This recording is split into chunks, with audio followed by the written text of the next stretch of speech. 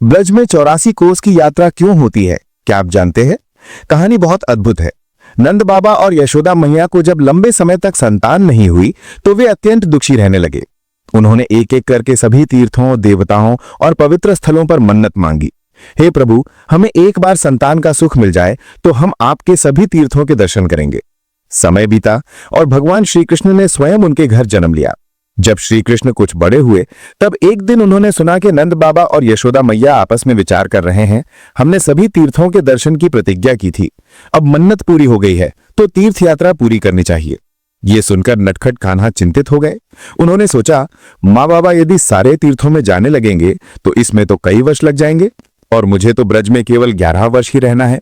आधा समय तो उनके साथ तीर्थ यात्रा में ही बीत जाएगा।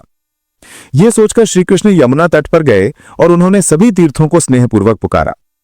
आप सब दूर दूर फैले हुए हैं, मेरे माता पिता वृद्ध हैं, उनकी प्रतिज्ञा को पूरा करना कठिन हो जाएगा। कृपा करके आप सब ब्रज में 84 कोस के भीतर आ जाइए। भगवान का आदेश कौन टाल सकता है। सभी तीर्थ, देवस्थान और पवित्र शक्तियां ब्रजमंडल में प्रकट हो गईं। वृंदावन, गोवर्धन, बरसाना, नंदगांव सभी स्थान तीर्थों की दिव्यता से आलोकित हो उठे और तभी से 84 कोस परिक्रमा आरंभ हुई, जहां कहा गया है कि सभी तीर्थों का फल ब्रज परिक्रमा में ही प्राप्त हो जाता है। इसलिए जब भी कोई ब्रज की परिक्रमा करता है तो वो केवल कदम नहीं चलता, वो तीर्थों, लीला स्थलों और भगवान की कृपा के बीच से गुजर रहा होता है। तो आप भी जब ब्रज आएं, भक्ति से कहें, राधे राधे।